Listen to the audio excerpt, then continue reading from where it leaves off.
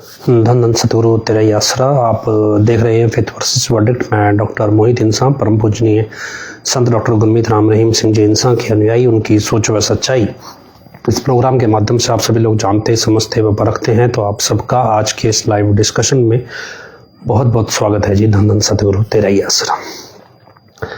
सासंग जी, तुम काफ़ी समय बाद, कई दिन हो गए काफ़ी लाइव नहीं आए। दो बड़े कारण थे। एक तो ये वायरल फैला हुआ है, उससे जुकाम खांसी लग गया, अभी भी ठीक नहीं है। थोड़ा मामला अर्जेंट था इसलिए आज लाइव रखना पड़ा। और बाकी एक हमारे जो बहन वीरपाल जी हैं, उनके घर में किसी की डेथ हो गई थी, तो वो नाम चर्चा वगैरह उस दिन मतलब 2 हफ्ते पहले उसमें लगे हुए थे। तो ये वजह रही भी लाइव नहीं आ पाए। तो कई चीज़ें इम्पॉर्टेंट हैं, लेकिन एक सबसे इम्पॉर्टेंट चीज़ है जो अभी हमें जानकारी मिली है पिछले कुछ ही दिनों में भी, जो श्यामस्ताना जी धाम में बहुत बड़े स्केल पे कंस्ट्रक्शन चल रहा है।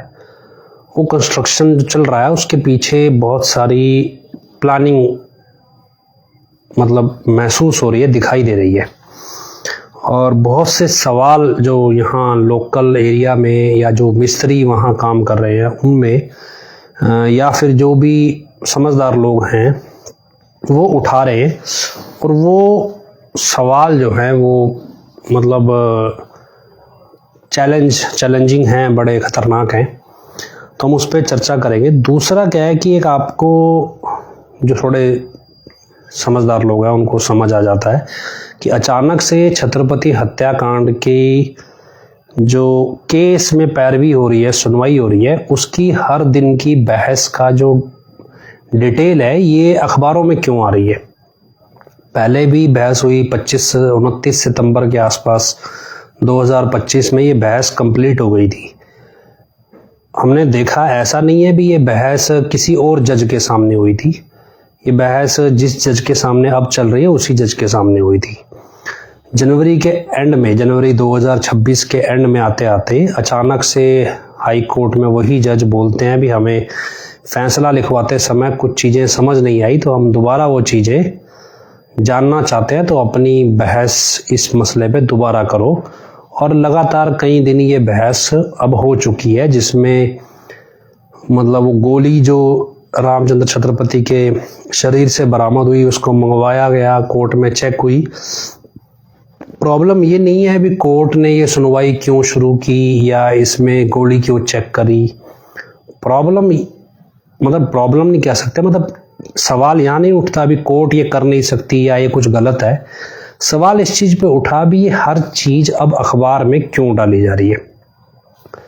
ये दो बड़े इम्पोर्टेंट टॉपिक हैं, इसको गौर से समझना है।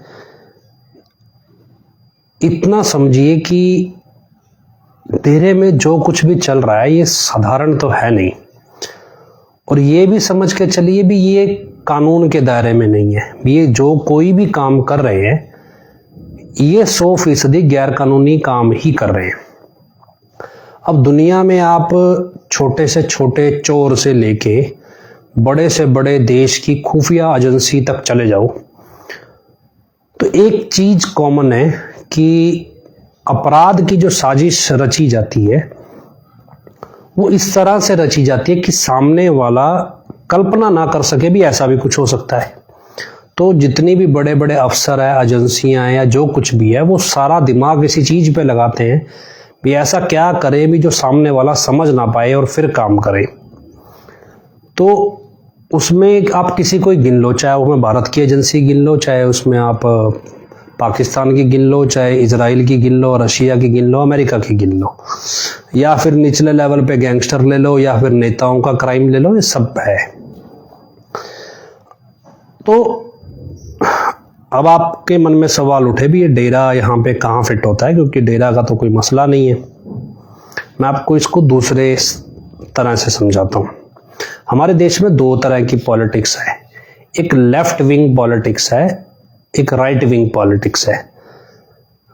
लेफ्ट विंग भी कुछ राइट विंग होती है पर ज़्यादातर नहीं होती। अब लेफ्ट विंग पॉलिटिक्स में मुद्दों पे बात होती है भी कौन सी चीज़ कानून के हिसाब से सही है, कौन सी गलत है, कौन सी देश की तरक्की के हिसाब से सही है। मतलब भौतिक तरक्की मतलब आपको बढ़िया हॉस्पिटल चाहिए, बढ़िया स्कूल चाहिए, बढ़िया सड़कें चाहिए, बढ़िया इंफ्रास्ट्रक्चर चाहिए, बढ़िया इलाज चाहिए, खाना चाहिए, तो ये भौतिक तरक्की है। तो लेफ्ट विंग का सारा जितनी भी राजनीति है वो इसके इर्द गिर्द घूमती है। राइट विंग जो है, दक्षिणपंथी राजनीति जिसे कहते हैं, ये होती है धर्म के नाम पे और समाज जाति के नाम पे। जितने भी आप उठाओ, मान लो अब हरियाणा से उठो तो हरियाणा में मान लो कांग्रेस राइट विंग में नहीं आती, बीजेपी आती है, अकाली दल आएगी। आप पंजाब में अकाली दल आएगी। उसके बाद आप समाजवादी पार्टी चले जाओ, वो भी मतलब राइट विंग में ही आती है एक तरह से। और आप मतलब महाराष्ट्र में शिवसेना में चले जाओ, वो भी राइट विंग में आती है। तो ये राइट विंग मतलब जो धर्म का सहारा लेते हैं। अब ओवरऑल एक कॉन्सेप्ट है, आप इसको किसी एक पार्टी का ना लो, ओवरऑल एक कॉन्सेप्ट है भी हर एक नेता की, जो बड़ा दक्षिणपंथी नेता होता है या फिर उसकी पार्टी का, कि एक मंडी होती है, अपराध की मंडी। मतलब जो नेता दक्षिणपंथी राजनीति कर रहे हैं, जो पार्टियां करेंगी, उनकी एक मंडी होती है उसे कहते हैं अपराध की मंडी। इस मंडी में अलग अलग दुकानदार होते हैं, जैसे अनाज मंडी होती है, अलग अलग आड़ती होते हैं, अलग अलग तरह की फसल में डील करते हैं ज़्यादातर। तो ऐसी एक अपराध की मंडी होती है और ये अलग अलग अपराधी इसमें होते हैं। उदाहरण के तौर पे आपको फर्जी पासपोर्ट चाहिए तो एक दुकान खोल के बैठा है वहाँ पे। आपको हवाले से पैसा इधर उधर निकालना है, दूसरी दुकान है। ब्लैक का पैसा वाइट कराना है, वाइट का पैसा ब्लैक करना है, तीसरी दुकान है। और किसी को मरवाना है, चौथी दुकान है। किसी को हथियार बेचना है, खरीदना है, पांचवी दुकान है। किसी को नशा बेचना है, खरीदना है, छठी दुकान है। किसी को छोटे मोटे अफसरों से सेटिंग करनी है, सातवीं दुकान है। किसी को जज खरीदने हैं, आठवीं दुकान है। तो ये सारी दुकानें हर बड़े दक्षिणपंथी नेता के साथ जुड़ी हैं और यही उसकी राजनीति का बेस है। अब ये दुकान यूं तो है नहीं कि बाहर कहीं खुली जाएगी, तो अमूमन मतलब इन जनरल, एक्सेप्शन हो सकता है पर अभी हमें इन जनरल बात कर रहे हैं। इन जनरल ये सारी दुकानें किसी न किसी तीर्थ स्थान पे चलती हैं। मान लो जैसे डेरा तीर्थ स्थान है बहुत से लोगों के लिए, ऐसे बहुत सारे तीर्थ स्थान है हर धर्म के। तो ये ज़्यादातर दुकानें तीर्थ स्थान पे चलती हैं। कारण क्या है कि तीर्थ स्थान पे आम पब्लिक की आवाजाही बहुत ज़्यादा होती है, तो ऐसे में अपराधी की आवाजाही पकड़ में नहीं आती। दूसरा, क्योंकि ये एक दुकान नहीं है, ये बहुत सारी मंडी है और इस मंडी में सबकी आपस में यूनिटी है। वैसे इनके आपसी खींचतान चलती है पर ओवरऑल एक मंडी की एक यूनिटी है। तो इस पे एक्शन लेने के लिए पूरी फोर्स चाहिए, और फोर्स तब उतार सकते हो आप जब आपको पूरी तरह हर चीज का पुख्ता सबूत है या कोई बड़ी साजिश आपके सामने आ जाए, तो आप फोर्स उतारोगे। और ये आसानी से पॉसिबल नहीं होता। अब जो देश की खुफिया एजेंसियां जितनी भी होती हैं, ABCD, वो सब क्या करते हैं, हर एक जगह की छोटी छोटी मंडियों को मॉनिटर करते हैं भी कौन सी मंडी में क्या चल रहा है। और उस मंडी के अंदर उनके अपने एजेंट घुसे होते हैं, वो भी अपने एक आधी छोटी मोटी झूठ मूठ की दुकान खोले बैठे होते हैं उसमें भी हमें पता चलता रहे इस मंडी में क्या हो रहा है। वो कह लो एजेंट होते हैं उनके। अब उस मंडी में जो चल रहा है वो धर्म के नाम पे चल रहा है, धर्म की आड़ में चल रहा है, तीर्थ स्थान की आड़ में चलता है। ऐसे में उनको ये देखना होता है भी कोई बड़ी साजिश देश के खिलाफ तो तैयार नहीं हो रही। और जब उनको मौका मिलता है, कभी ऐसा कोई मौका मिले, तो फिर वो अपना हाथ भी साफ कर लेते हैं। उदाहरण के तौर पे मान लो उस मंडी में किसी ने कहा भी ये फलाने बंदे को मरवाना है जी, या भी उस ये लो जी आप ये डंडा ले जाओ, डंडे से मार के उसको मारना है। तो अब इस मंडी पे सिर्फ इंडिया की एजेंसियां निगाह नहीं रखती, विदेशी एजेंसियां भी रखती हैं। वो दूसरा कहेगा भी यार ऐसा है, फलाने बंदे ने जी फलाना बंदा मरवाना है। वो कहता है ठीक है, नाम तो इसका आएगा, एक काम का डंडा छोड़ तो ये पिस्तौल ले ले। दूसरा कहेगा पिस्तौल छोड़ तो राइफल ले ले।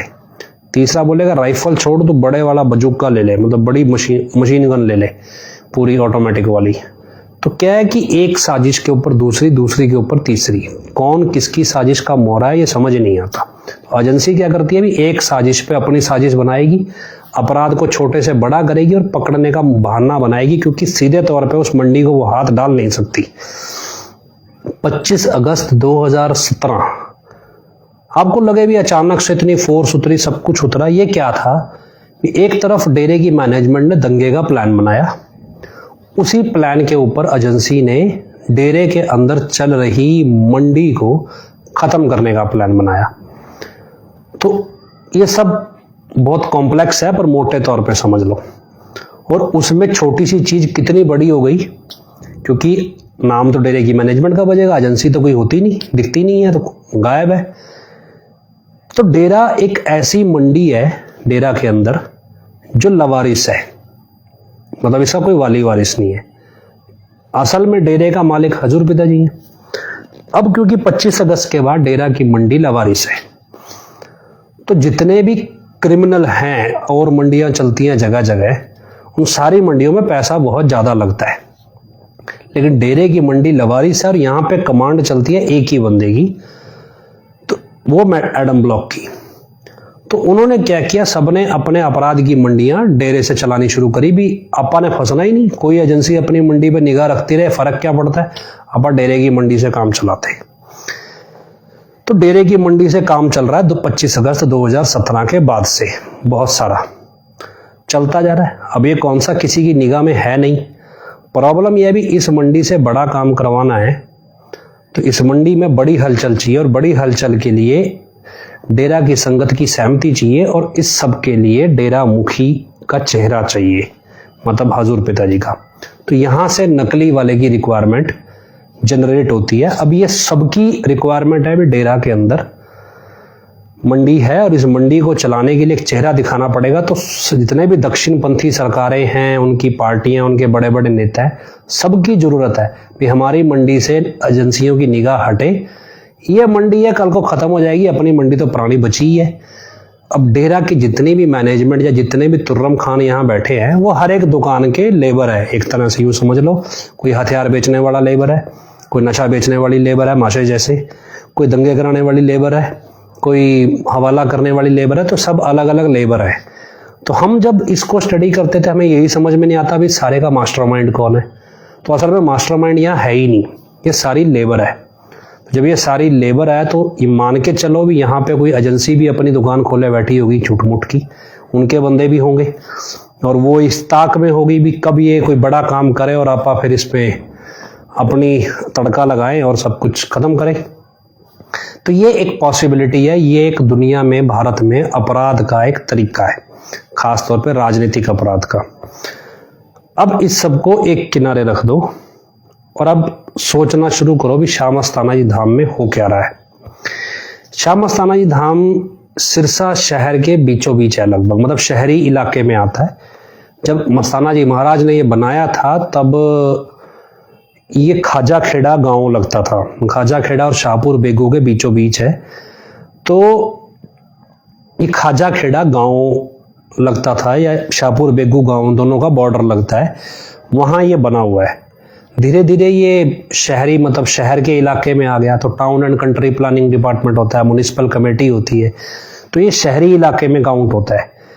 शहरी इलाके के कुछ नियम होते हैं भी, शहर के अंदर आप कोई भी बिल्डिंग सरकार से मंजूर करवाए बिना बना नहीं सकते। तो आपको पहले बिल्डिंग बनाने से पहले नक्शा अप्लाई करना होता है, फिर उस नक्शे पे रिपोर्ट लगती है भी हाँ जी ये नक्शा सही है या गलत है, भी ये सेफ है या अनसेफ है। अगर आप अपना घर बना रहे हो, अगर आप कमर्शियल चीज़ है, मतलब लोगों के लिए बना रहे हो, आम लोगों के लिए, जैसे होटल बना रहे हो, कोई लोगों का आना जाना उसमें रहेगा, जो रैंडम लोग हैं, तो अपने घर की सुरक्षा में तो चलो आपकी अपनी जिम्मेवारी रहती है। लेकिन जब आप पब्लिक प्लेस बना रहे हो तो वहाँ पे सरकार की जिम्मेवारी और बढ़ जाती है, क्योंकि अब उस पब्लिक प्लेस में कोई बिल्डिंग सेफ ना हो तो सरकार की जवाबदेही होगी। तो नक्शा किसने पास किया, तो पूरा ब्लूप्रिंट पब्लिक प्लेस का आपको सरकार को देना होता है। अब हमारे पास पिछले 10 दिन से बहुत सारे जो सेवादार यहाँ पे आ रहे हैं और मिस्त्री कुछ हैं, उनके मैसेज आए हैं कि जी आपको ये बिल्डिंग देखनी चाहिए, ये बिल्डिंग सही नहीं बन रही। तो हमें जितना, मेरी कंस्ट्रक्शन की उतनी नॉलेज नहीं है, तो हमें जो जो जानकारी मिली वो ये था कि जो एक 3 मंजिला बिल्डिंग बनाई गई है, हालांकि मैं अंदर जाके देख के नहीं आया हूँ, पर जितनी भी जानकारी हमने उसके बाद जुटा ली है, तो 3 मंजिला एक बिल्डिंग बनी है। और ये 3 मंजिला बिल्डिंग गारे की, मतलब मिट्टी गारा समझते हो आप, चिकड़ कीचड़ कह लो, तो मिट्टी गारा होता है, उसकी चिनाई, मतलब सीमेंट की जगह मिट्टी गारा इस्तेमाल हुआ है। डेरे में मिट्टी गारे से बिल्डिंग बनना कोई नई बात नहीं है, और ये समाज में भी आमतौर पे गांव में ही चलता है।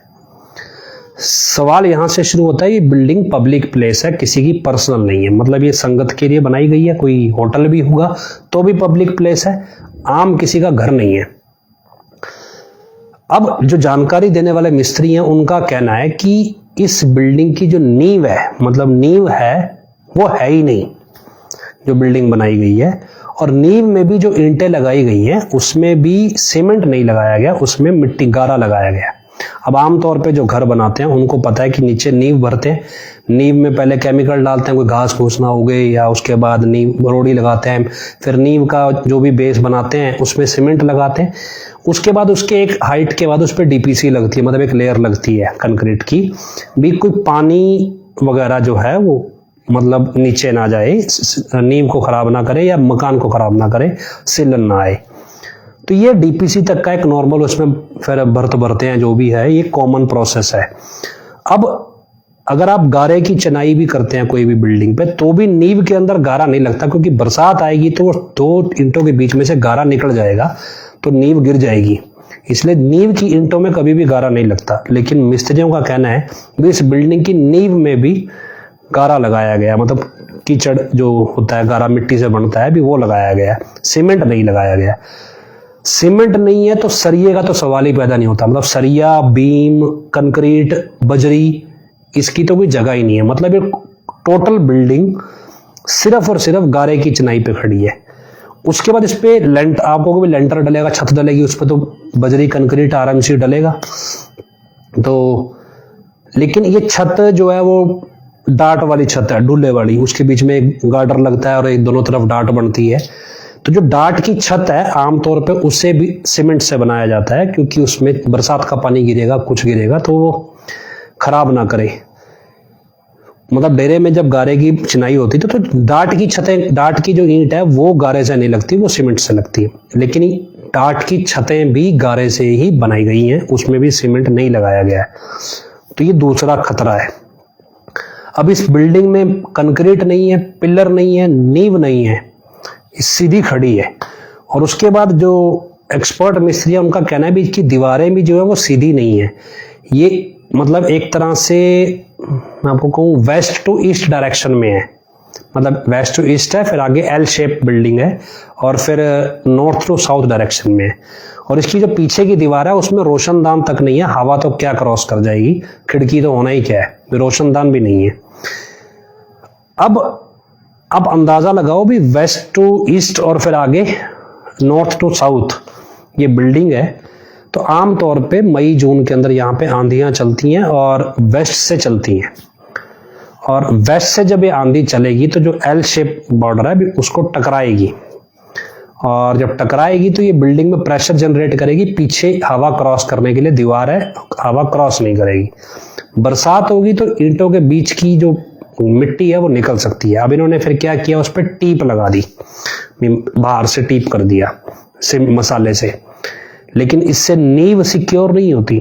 मतलब अगर एक भारी बरसात हो और पानी खड़ जाए थोड़ा सा भी तो नींव का सारी ईंटें हिला देगा और ये बिल्डिंग गिर जाएगी, क्योंकि इसमें सरिया नहीं है, इसमें सीमेंट नहीं है, इसमें पिलर नहीं है। तो अगर कंपन हो, मतलब हल्की बहुत भी, तो इस कंपन से भी ये बिल्डिंग गिर जाएगी।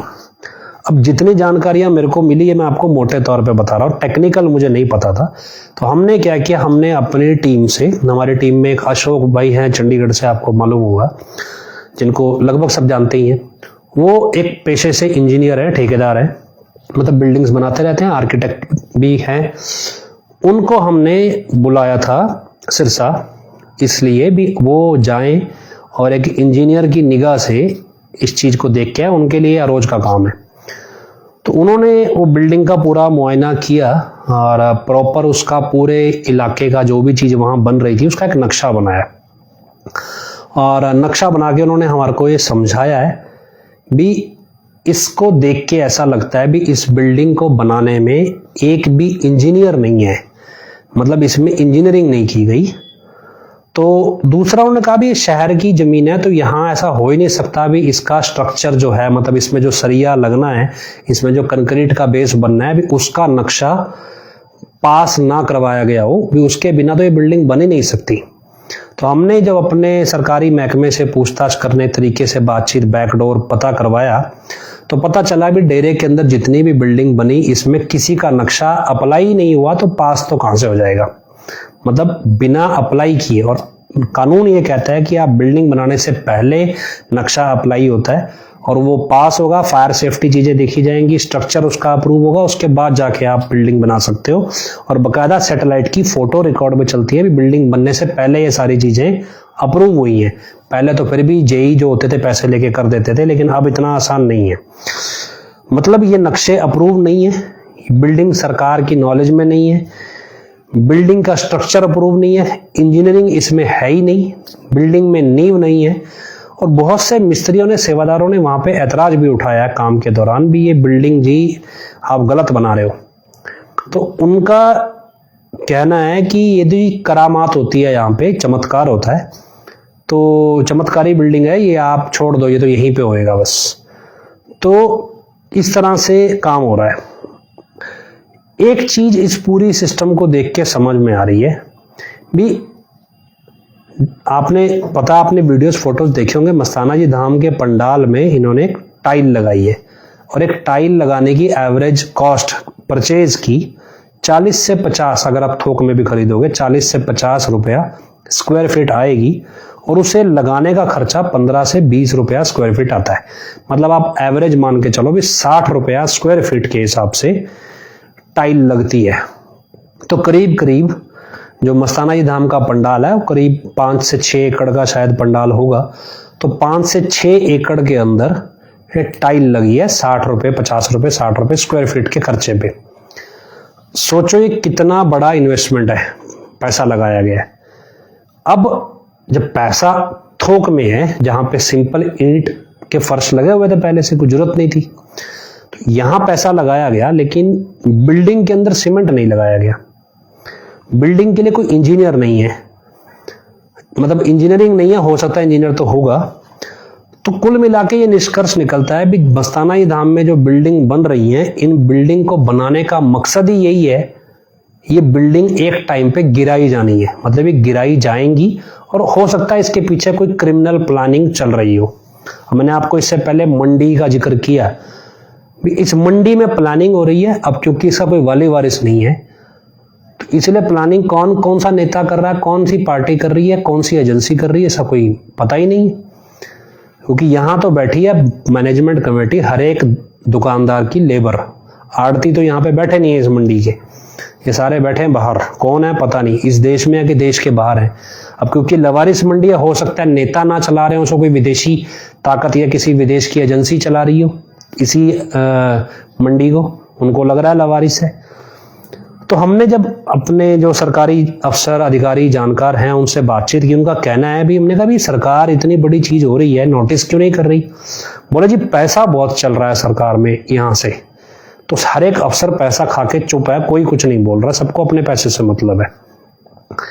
मसला ये कि बिल्डिंग अगर गिराने के लिए बनाई जा रही है तो क्यों, कौन इसमें आएगा भी, किसको इस बिल्डिंग के नीचे दबा के मारना है? हम रामायण महाभारत में सुनते हैं लाक्षागृह बनाया गया था पांडवों को मारने के लिए। मतलब ये बिल्डिंग बनाई जा रही है किसी को मारने के लिए, किसी को गिराने के लिए, किसी को इसमें दबाना भी होगा, किसी को मारना भी होगा इस बिल्डिंग के नीचे रख के। तो वो कौन है और क्यों इतना बड़ा प्लान कैसे चल रहा है सरकार की मर्जी के बिना? अब आपको भी सिरसा प्रशासन को पता नहीं होगा, नहीं, इसका भी आपको एक किस्सा बताते हैं। अभी थोड़े दिन पहले किसी ने मेरे को एक न्यूज़ भेजी, डेरे की दीवार के, जो मस्ताना जी धाम की दीवार 4 दीवारी है, उसके बिल्कुल बगल में साथ में एक प्लॉट है, और ये प्लॉट डेरा के ही कोई 45 मेंबर राकेश बजाज के ने कब्जाया हुआ है, या उसका कोई नाम उछलता है उसमें। वो प्लॉट है वो इलीगल है, या उसकी कोई प्रॉपर्टी आईडी का डिस्प्यूट है, और ये डिस्प्यूट इतना ज़्यादा है कि डिस्प्यूट इलाके के एमएलए और कहने को मुख्यमंत्री तक जा रहा है। मतलब डेरा की चारदीवारी के बाहर एक प्लॉट इलीगल है, उस पर कोई कंस्ट्रक्शन हो रही है, उसको लेके एमएलए और एमपी मतलब सीएम तक बात जा रही है। डेरे के अंदर इतना बड़ा इलीगल कंस्ट्रक्शन चल रहा है।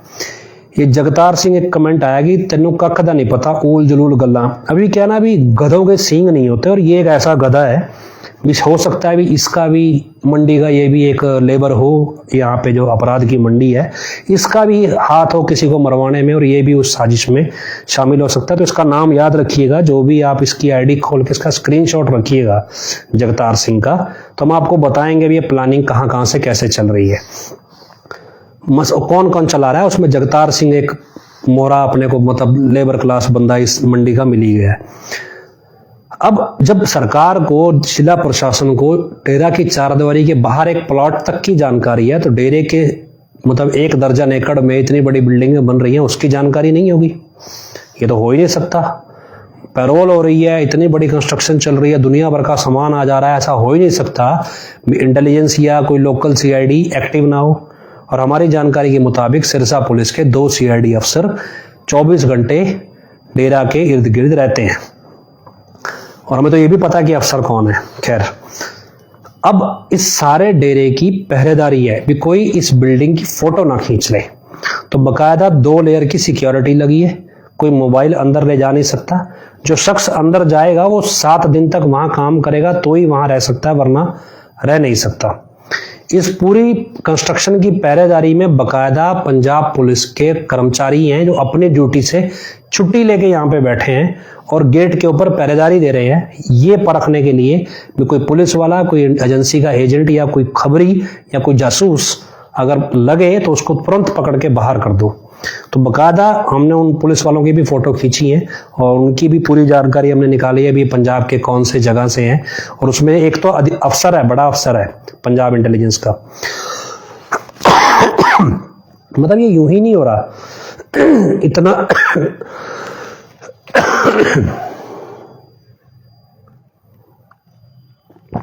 इतना सारा तामझाम भी यूं ही नहीं है। तो जगतार सिंह बोल रहा है भी लोगों को डराना है। डराना नहीं है भाई साहब, कम से कम 200 से ज्यादा लोग ना तेरे माई बाप जो यहाँ बैठे हैं उनको मार चुके हैं। तो यहाँ पे आ, तेरे को पता चल जाएगा, थोड़ा जाके अंदर घूम, तेरे को ना गायब कर दे तो बताइयो, जाके पूछ ना।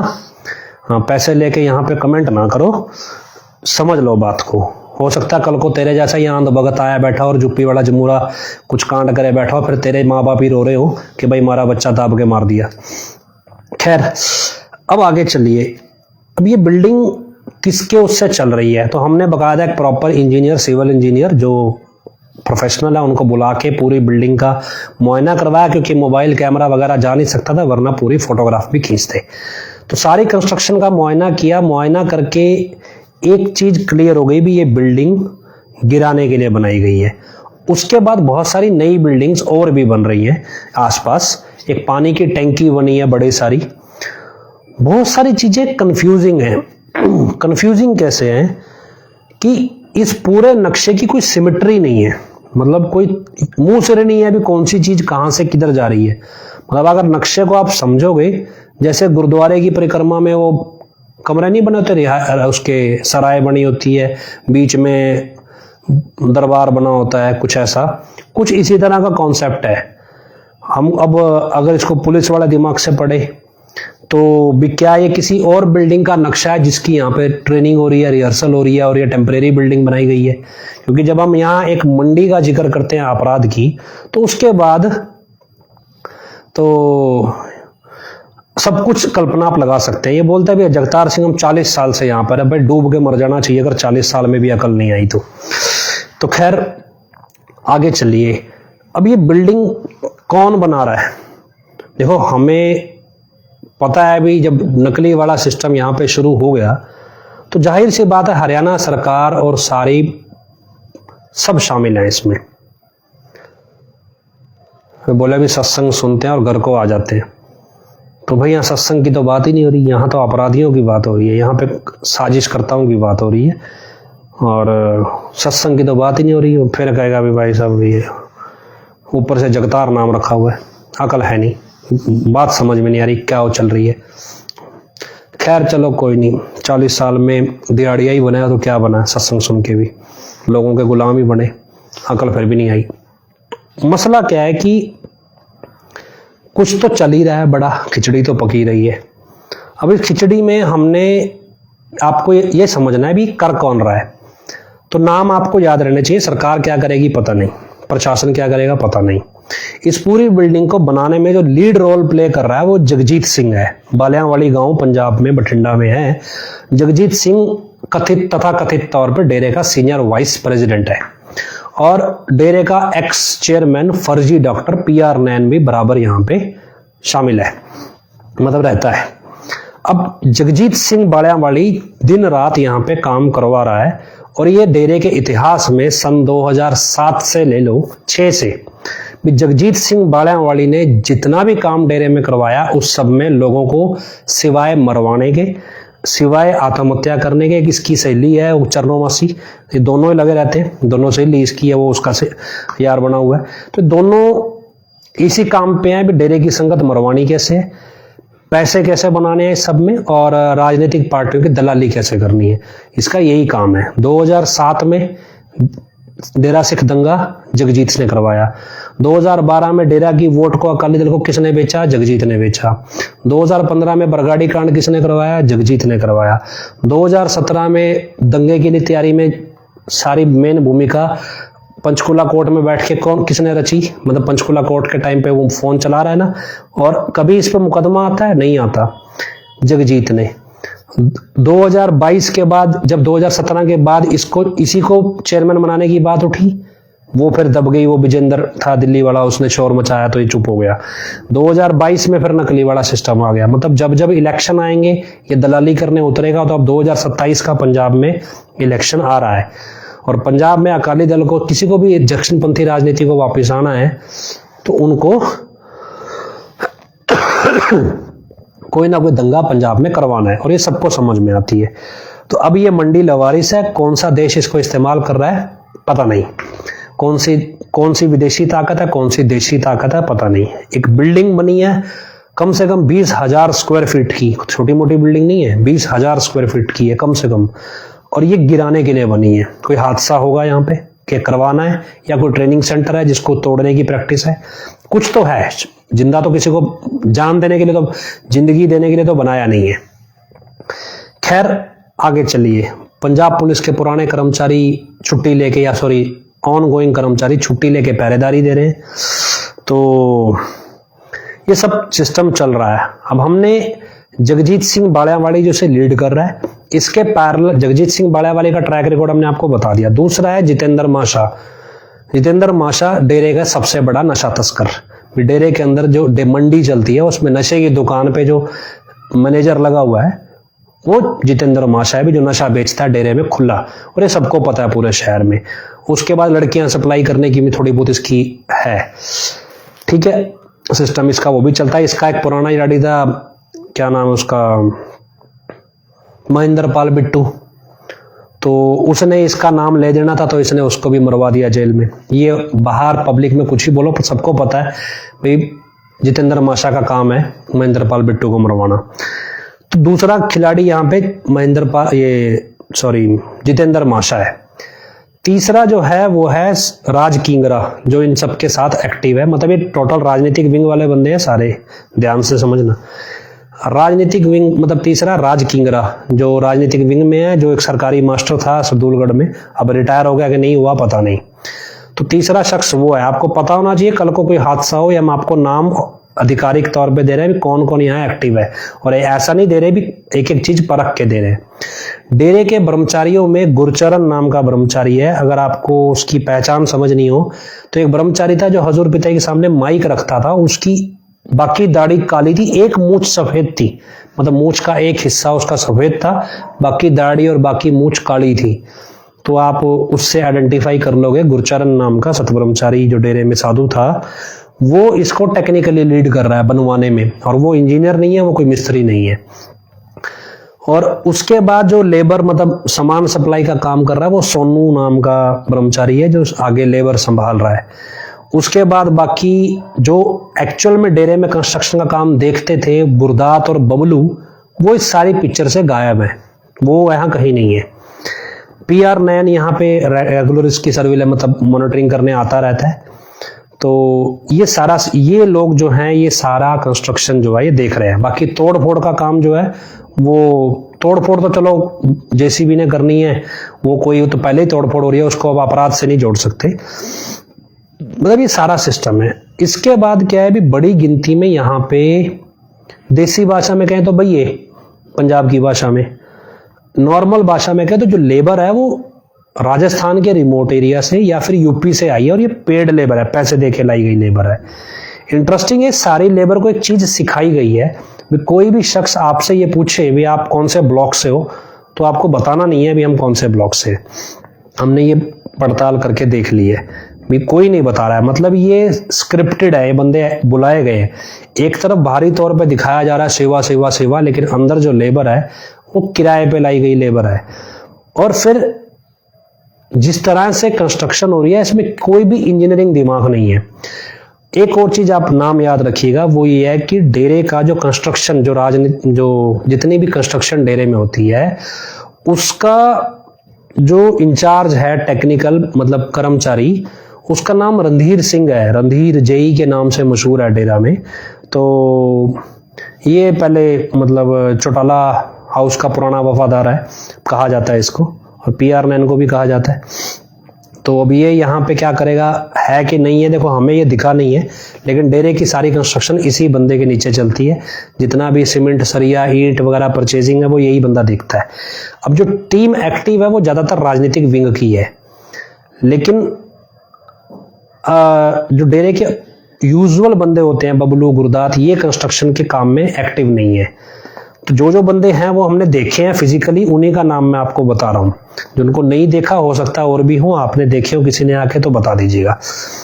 मसला ये भी है हो क्या रहा है, तो हमने अपनी तरफ से एक फॉर्मल कंप्लेंट शिकायत कह सकते हैं सिरसा के DC को, सिरसा के डिस्ट्रिक्ट जज को, सिरसा के MLA को, सिरसा के MP को, सिरसा की म्युनिसिपल कमेटी को, सिरसा के town and country planning department को ये शिकायत लिख के दे दी है भी इस बिल्डिंग को चेक किया जाए और इसके नक्शे नुक्शे कौन से पास हुए हैं, इसकी जानकारी जो भी है मतलब कानूनी इसमें जो बनता है वो देखो भी। आप ये पब्लिक स्पेस है, पब्लिक बिल्डिंग है और इतना बड़ा काम हो रहा है तो भी आपको जांच करने की जरूरत है।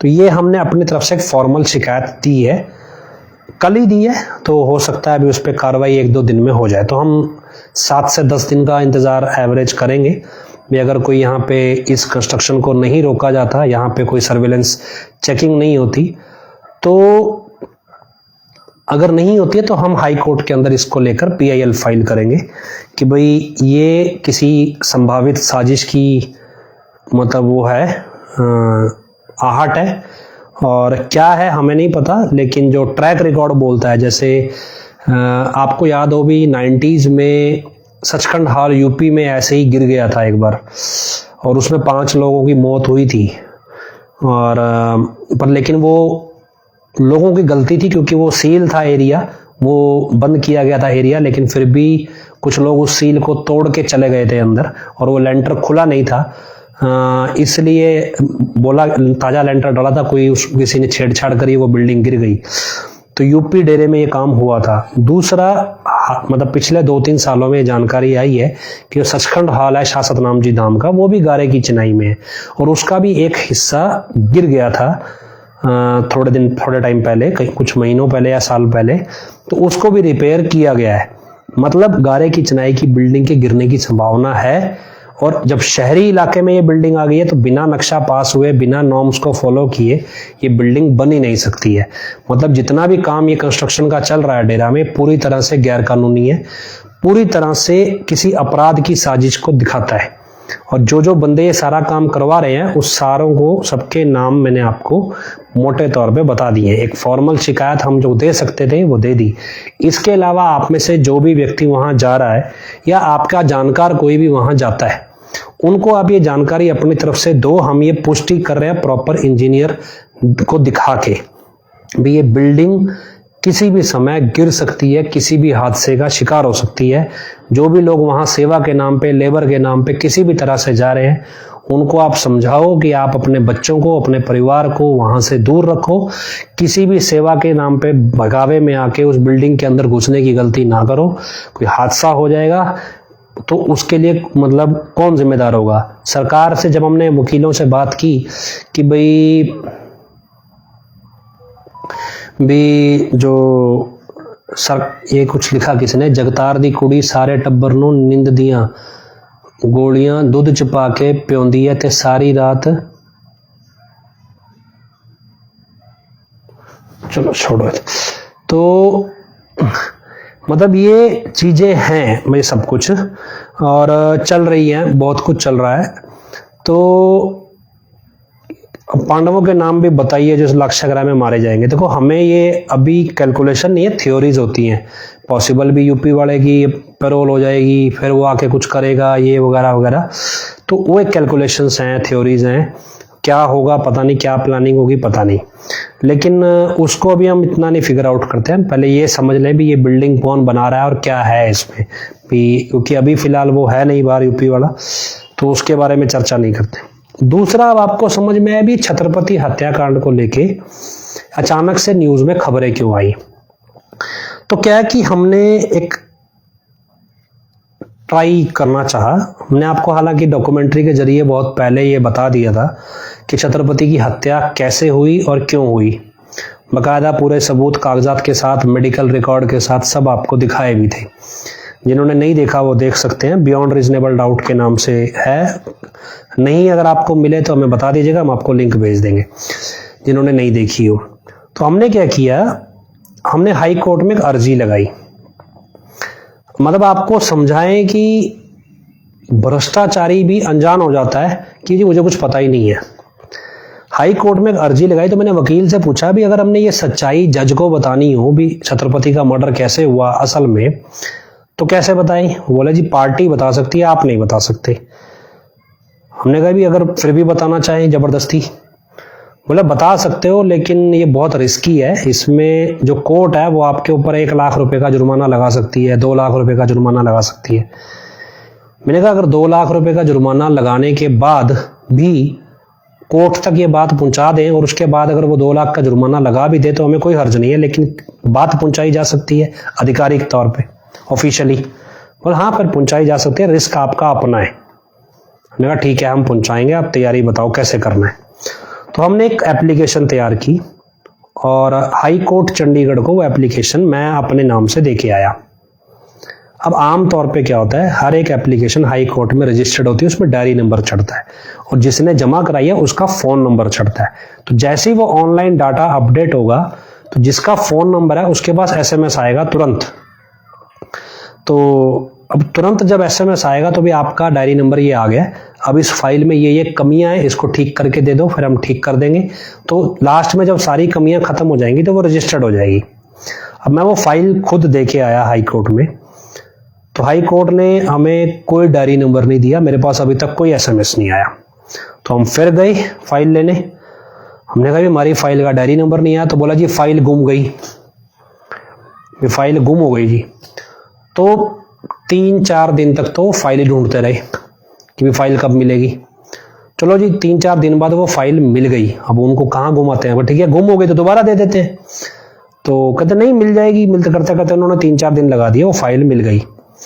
उसके ऊपर एक नंबर लिखा हुआ था, हमने कहा भी ये नंबर ऑनलाइन तो दिखता नहीं, बोला आ जाएगा कोई दिक्कत नहीं है। उस पर लिखा था भी ये कमियां हैं फाइल में, तो हमने वो कमियां पूरी कर दी। पूरी करके हमने फाइल फिर जमा करा दी, SMS नंबर फिर नहीं आया, ना ऑनलाइन आया ना SMS पे आया। उसके बाद हमने फिर वो फाइल बोला जी इसमें ये कमी और रह गई, तो वो कमी फिर ठीक करके आए और ठीक करके आगे फिर वो फाइल जमा कराई। नंबर 2 दिन हो गया फिर नहीं आया, अभी तक 2-3 दिन हो गए। आपको खेल समझ में आए भी? एक तरफ मीडिया ट्रायल चल रहा है भी छत्रपति की गोली जो निकली है वो मेल नहीं खाती और ये बचाव पक्ष बता रहा है, मतलब वो बरी कराना चाहता है। हम पुख्ता सबूत दे रहे हैं भी मर्डर ही किसी और ने किया है, खत्म करो कहानी। तो हाई कोर्ट में डेरा चाहता है भी पिताजी बरी हो, दूसरी पार्टी चाहती है पिताजी बरी ना हो, सीबीआई एंड पार्टी। डेरे के वकीलों को भी हमने कॉपी भेजी है उस एप्लीकेशन की, क्योंकि जो लड़ रहे हैं सबको भेजनी पड़ती है एडवांस में।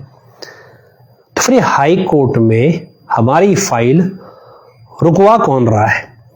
कौन सी ताकत है जो हाई कोर्ट के रजिस्ट्रार को डायरी नंबर भी देने नहीं देती है? अभी तो जज तक तो फाइल पहुंची नहीं ना, तो कौन सी ताकत है जो डायरी नंबर भी जनरेट नहीं करने दे रही? सबसे पहले हमने कॉपी सीबीआई को भेजी, तब से ही सिस्टम शुरू हो गया। फिर डेरे के वकीलों को भेजी, फिर दूसरे छत्रपति के वकीलों को भेजी, लेकिन ये डायरी रजिस्टर्ड कौन नहीं होने दे रहा? ये मतलब फाइल रजिस्टर्ड। आप समझे भ्रष्टाचार किस लेवल का है। रजिस्ट्रार को तो उसके पास तो हर रोज हजारों केस आ रहे हैं, उसको इसी केस में इंटरेस्ट क्यों है? कहते ना एक स्मेल ऑफ क्राइम होती है। एक तरफ अचानक से जिस केस का फैसला आना था उस पर सुनवाई शुरू हो जाती है बीच में, फिर उसकी कली कली खबर बाहर भी आने लगती है अखबारों में। फिर उसकी सच्चाई अगर हम आपको बताने चले कोर्ट को, तो कोर्ट का जो टेक्निकल स्टाफ है नीचे वाला, वो उस फाइल को आगे पहुंचाने से रोकने में पूरा जोर लगाए हुए है। तब अगर, और ये बाजार में डेरा की मैनेजमेंट जो संगत के अंदर है, वो जज को रिश्वत देने के नाम पे कितने करोड़ रुपए ले गई है संगत से, वो संगत अच्छी तरह जानती है। मतलब अब आप ये समझ लो कि अगर हजूर पिताजी को बरी कराना है तो फिर उनको हमारी फाइल से प्रॉब्लम क्या है, और अगर बरी नहीं करवाना तो फिर ये मीडिया ट्रायल ये सब कुछ चलाने की जरूरत क्या है? और हाई कोर्ट का स्टाफ इस केस में हजूर पिताजी को बरी ना करवाने के पक्ष में क्यों झुका हुआ है? कौन झुका रहा है? अगर सरकार झुका रही है, क्योंकि पार्टी तो सीबीआई है, एक तरफ सरकार अगर झुका रही है तो दूसरी तरफ वो इतनी छूट नकली वाला सिस्टम क्यों चला रही है? मसला पता क्या है? मसला ये स्मेल ऑफ क्राइम है, मतलब कुछ तो गड़बड़ है। मसला ये है कि समाज में इस केस में, जैसे रंजीत मर्डर केस में हुआ भी, हाई कोर्ट ने बरी तो कर दिया, लेकिन डेरे के वकीलों का जो बर्ताव, उसके बाद या डेरे की मैनेजमेंट का जो बर्ताव आया सामने, उससे एक बात निकल के आई कि भाई भी इस केस में जो फैसला है वो ईमानदारी से नहीं हुआ। ये बात निकल के आई सामने, लेकिन क्या है कि ये बात बोलता कोई नहीं है, पर ये एक सेंस बनती है। तो जगतार सिंह बोलते जज कभी पैसे नहीं लेता। भाई 10 जजों को तो मैं जानता हूं जिन्होंने मेरे सामने पैसे लिए हैं, हाई कोर्ट के भी, सुप्रीम कोर्ट के भी। तो मैंने अपने सामने बिकते देखे हैं, बाकी तो छोड़ दो। और सेशन कोर्ट, ट्रायल कोर्ट के तो डेरे के अपने सत्संगी बंगीदास हैं जिन्होंने मुझे घर बुला बुला के दिखाया है, देखो इस जज को हमने ऐसे सेट किया है। तो ये तो भूल जाओ कि आप कहो भी जज पैसे नहीं लेते, तो इतने दुनिया भर के जज सस्पेंड हो रहे हैं, उनके खिलाफ केस चल रहे हैं, ऐसे ही नहीं चल रहे। 800 करोड़ रुपया जजों के घर से बरामद हुआ है। फिर कौन सी दुनिया में जी रहा है पता नहीं, 40 साल में इसने क्या देखा है क्या नहीं देखा है। फिर बोलता है जी हम तो जी सब कुछ जानते हैं, हमने तो कुछ गलत नहीं देखा। भाई तुम, हम देखना ही नहीं आता तुम्हें, हम क्या करें। खैर अब इस सारी चीज को समझ लो भी। ये जो केस है, हो सकता है भी ये केस भी कुछ इसी तरह हो भी, बाहर से दिखने में तो लगे भी बरी कर दिया, लेकिन सामाजिक सेंस ये जाएगी भी बरी गलत किया गया है, सामाजिक सेंस। और जब सामाजिक सेंस ये जाएगी, क्योंकि ये केस कोई साधारण केस नहीं है, ये एकमात्र ऐसा केस है जिसके इर्द गिर्द सारे डेरे की साजिश घूमती है, इसी केस के इर्द गिर्द। अगर ये मर्डर ना हुआ होता तो कोई केस बनता ही नहीं था। तो इस केस के इर्द गिर्द ये सारी साजिश घूमती है। तो मतलब इस केस में अगर हजूर पिताजी बरी होंगे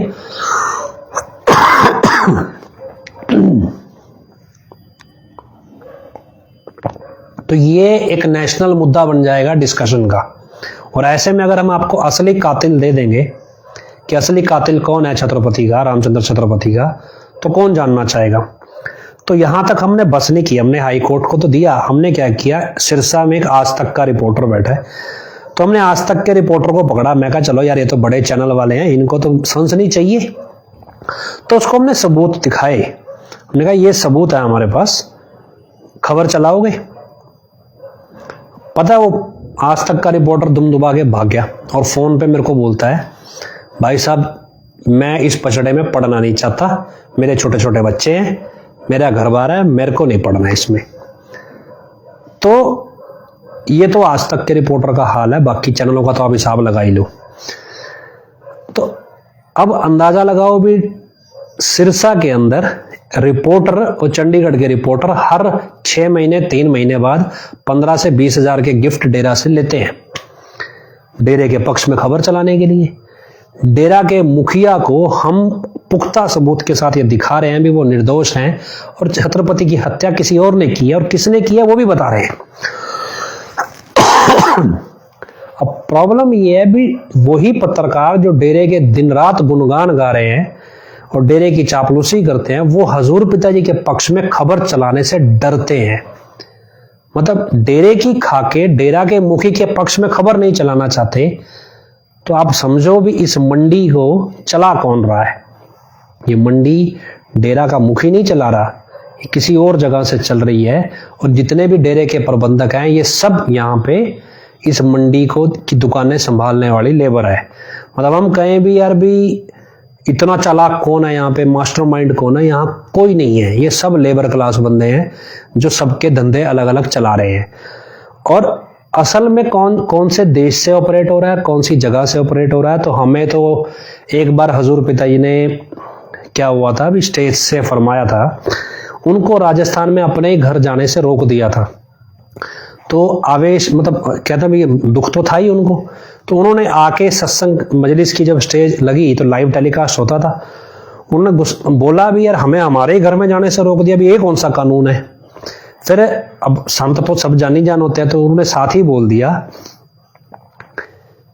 पिताजी ने, कहते भी हमें सब पता है भी ये तारें कहाँ से हिलती हैं, दुबई के अंदर कहाँ से ये दुबई वर्ड पिताजी ने इस्तेमाल किया। मैं खुद उस मजलिस में मौजूद था। इन्होंने उसी टाइम लाइव टेलीकास्ट काट दिया और डिलीट मार दिए सारे वीडियो। पिता कहते हमें सारा पता है ये दुबई में कहाँ से तारें हिलती हैं और किसके जहाज में कौन कहाँ समोसे चाय प्लेट खा रहा है, सबकी कल्ले कल्ले की खबर है। मतलब हम ये मान के चल सकते हैं भी ये जो भी मंडी इस डेरे में चला रहा है अपराध की, उसका कनेक्शन कहीं ना कहीं दुबई से हो सकता है। कहाँ है पता नहीं। तो अब हम तो शोभा गोरा को देखते हैं आजकल दुबई में घूमती है, डेरे की कितनी ब्रह्मचारी बहनें वहाँ दुबई में घूम रही हैं। तो इसका मतलब हो सकता है वहाँ अपने जो भी इनके दुकान आड़ती हैं यहाँ की अपराध की मंडी के, उनको वहाँ पे उनकी सेवा में तैनात करी गई हूँ। तो कुछ भी हो सकता है, कोई भी पॉसिबिलिटी हो सकती है, लेकिन आप हर तरह से सावधान रहें। ये कोई साधारण चीजें नहीं है।